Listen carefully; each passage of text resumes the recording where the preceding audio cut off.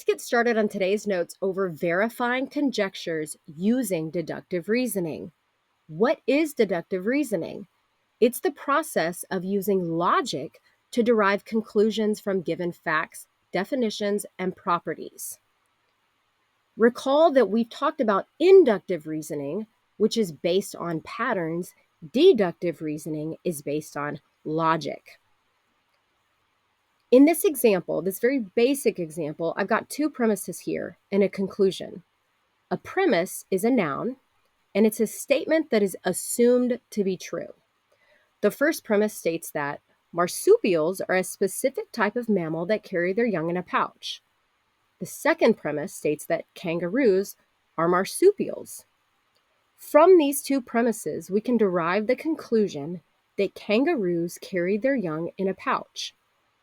Remember, if kangaroos are marsupials, and marsupials are a mammal that carry their young in a pouch, we can conclude that kangaroos carry their young in a pouch. That is an example of deductive reasoning. I like to say, does it make sense? Given what you are given, does it make sense? Moving on, we use counterexamples to prove a conjecture is false. How many counterexamples do you need? Just one. But to prove a conjecture is true, we use deductive reasoning. The law of detachment and the law of syllogism are two valid forms of deductive reasoning. Now, valid on the next page, I have that as a vocabulary word down there in the bottom right corner of the screen. Valid is an adjective, and it's supported by facts or authority. That should say supported. The law of detachment states that if P implies Q is a true statement and P is true, then Q is true. So if the hypothesis is true, then the conclusion is true. That's what the law of detachment says. In examples 1 through 3, we're going to determine if each conjecture is valid by the law of detachment. We're going to circle valid or invalid and justify our reasoning. I encourage you to pause the video if you ever need some time to write the reasoning down, which can be a little wordy. Number one, it's given that if 2 points are collinear, then they lie on the same line. And then it's stated that A and B are collinear. The conjecture says A and B lie on the same line. This is an example that is valid. The reasoning is that A and B are collinear is a true statement and it matches the hypothesis. Therefore, the conclusion is true. So the statement matches the hypothesis. Therefore, the conclusion is true. So our conjecture that A and B lie on the same line is valid based on the law of detachment. Again, you can pause the video if you need to write this down. Number 2, it's given if an angle measures 45 degrees, the angle is an acute angle. Angle A is an acute angle. The conjecture states angle A measures 45 degrees. Is that valid or invalid? That is invalid. And our reasoning is that angle A is an acute angle. That's a true statement, but it matches the conclusion, which does not mean the hypothesis is true. So we cannot form the conjecture that angle A measures 45 degrees. Okay, our statement needs to match the hypothesis, okay, which is what's written first, right? In our if-then statement, it matches the hypothesis. If the angle measures 45 degrees, the angle is an acute angle. So a different statement, a different scenario in number 2, if it said angle A measures 45 degrees, okay, then we can conclude that angle A is an acute angle, right? But this matches the conclusion and not the hypothesis. Let's move on to number 3. If the team wins the game, they will make the playoffs. The team won the game. We can make the conjecture the team made the playoffs. Valid or invalid? Valid. Why? The team won the game is a true statement. This is the hypothesis. Therefore, the conclusion is true. So we can make the conjecture the team made the playoffs. If the hypothesis is true, then the conclusion is true. That's the law of detachment. Let's move on. The law of syllogism states that if P implies Q and Q implies R are true statements, then P implies R is a true statement. So the conclusion in the first statement must match the hypothesis in the second statement. Let's go through examples 4 through 6, which it says to determine if each conjecture is valid by the law of syllogism. We're going to circle valid or invalid, and we're going to justify our reasoning. Again, this gets a little wordy, so if you need to pause the video, think about it a little bit, I encourage you to do that because, hey, this is logic and reasoning, and it's pretty difficult for a lot of students. So if you're struggling, you're just like most students. Number 4, it's given that if a number is divisible by 12, it is divisible by 6. If a number is divisible by 6, it is divisible by 3. Our conjecture states that if a number is divisible by 12, then it is divisible by 3. Valid or invalid? That's valid.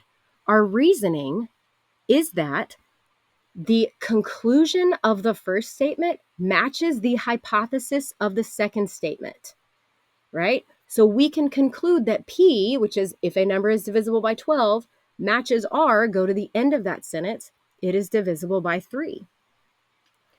The conclusion of the first conditional matches the hypothesis of the second conditional, which is divisible by 6.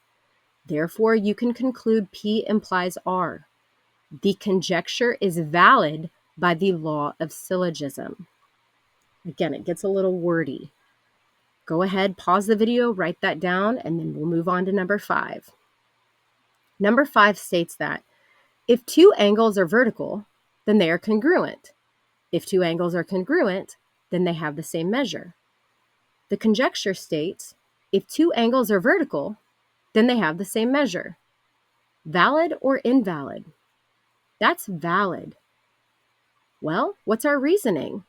We can see that the conclusion of the first statement matches the hypothesis of the second.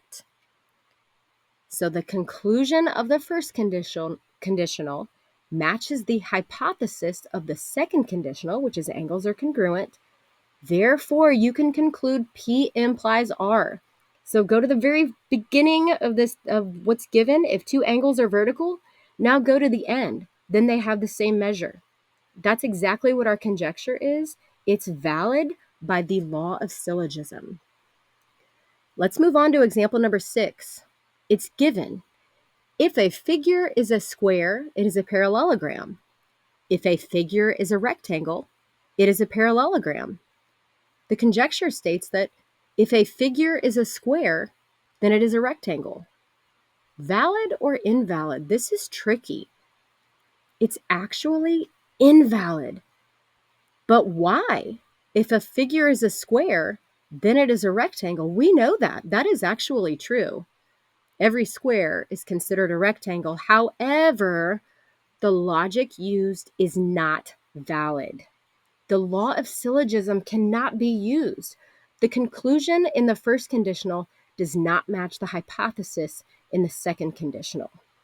So we cannot use the law of syllogism to validate this conjecture. Let's move on. Applying the laws of deductive reasoning. This is the last section in the notes for today. Recall the law of detachment. If P implies Q is a true statement and P is true, then Q is true. Law of syllogism. If P implies Q and Q implies R are true statements, then P implies R is a true statement. So we're going to, in 7 and 8, we're going to draw a conclusion from the given information, and we're going to justify our reasoning. We have to do this a lot in geometry. Number 7, it's given. If a polygon has 3 sides, then it is a triangle. If it is a triangle, then the sum of its interior angle measures is 180 degrees. What can we conclude from this? We can conclude that the sum of the measures of the polygon's interior angles is 180 degrees. right? If a polygon has 3 sides, then it is a triangle. If it is a triangle, the sum of its interior angle measures is 180 degrees. So a 3-sided polygon has the sum of its interior angle measures is 180 degrees. And why? What did we use? Did we use the law of detachment or the law of syllogism? We used the law of syllogism, right? The conclusion of the first statement matches the hypothesis of the second statement. It is a triangle. So then we can go to the first part. Polygon has 3 sides. Go to the last part. The sum of its interior angle measures is 180 degrees. Last one. It's given if 2 segments are congruent, then they have the same length. Segment AB is congruent to segment CD. What can we conclude? We can conclude that the length of segment AB is equal to the length of segment CD. How can we conclude that? We can conclude it by the law of detachment, right? If the hypothesis is true, then the conclusion is true. And segment AB is congruent to segment CD, which matches the hypothesis. Therefore, we know they have the same length. That concludes your notes over verifying conjectures. Using deductive reasoning, we used the law of detachment and the law of syllogism today to prove conjectures valid. I hope it was helpful.